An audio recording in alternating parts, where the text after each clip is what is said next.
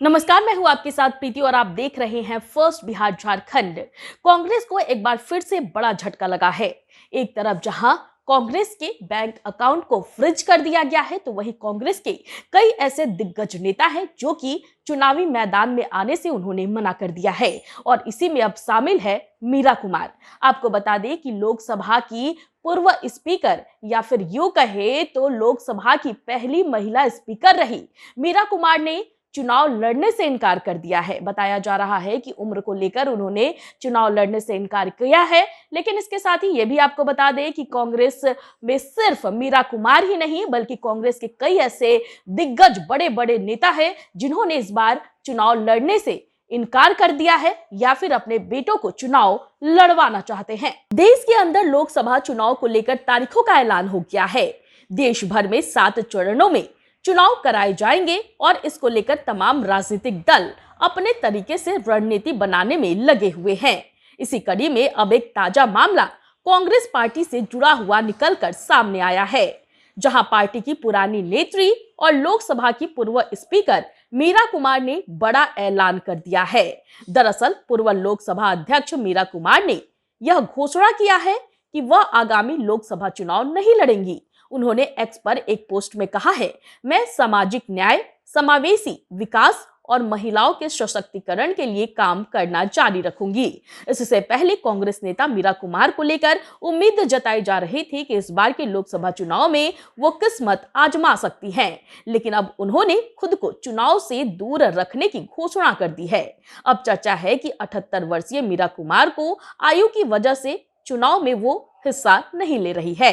हालांकि यह भी कहा जा रहा है कि कांग्रेस की सासाराम सीट को लेकर कोई सहमति नहीं बन पाई है, जिस कारण मीरा कुमार ने चुनाव नहीं लड़ने की घोषणा की है।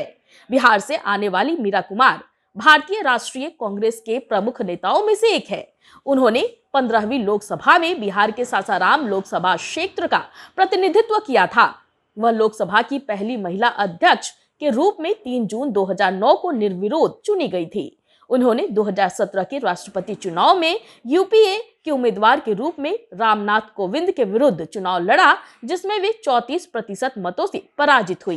पूर्व उप प्रधानमंत्री बाबू जगजीवन राम की बेटी को लेकर इस बार के चुनाव में भी उम्मीद जताई जा रही थी कि कांग्रेस उन पर दांव खेल सकती है, लेकिन अब इसकी संभावना खत्म हो गई है। तो कांग्रेस को एक और बड़ा झटका लगा है जब मीरा कुमार ने कांग्रेस में चुनाव लड़ने से मना कर दिया है। उन्होंने यह कहा है कि वो महिलाओं के लिए काम करना जारी रखेंगी, महिलाओं के लिए काम करती रहेंगी, लेकिन वो चुनाव नहीं लड़ेंगी। तो कांग्रेस को ये एक बड़ा झटका लगा है। इससे पहले भी कांग्रेस के कई नेता ऐसे हैं जिन्होंने चुनाव लड़ने से मना कर दिया है और अब जो मीरा कुमार है, कांग्रेस की बड़ी नेत्रियों में से एक हैं, उन्होंने भी चुनाव लड़ने से इनकार कर दिया है। ये लो मुंह मीठा करो, आज मैंने अपना जॉब छोड़ दिया। अब हम पूर्णिया वापस जाएंगे। जॉब छोड़ दिया है? मतलब ये घर कैसे चलेगा? हम करेंगे क्या? और माँ बाबूजी क्या बोलेंगे? इसलिए मैं एक और मिठाई का डब्बा लाया। अपने बिजनेस के लिए लोन अप्रूव हो गया। अरे लोन अप्रूव हो गया वो तो ठीक है, लेकिन पूर्णिया में हम रहेंगे कहाँ? अपना घर भी तो नहीं है वहां। इसलिए तो एक और मिठाई का डब्बा अलग से लाया हूं।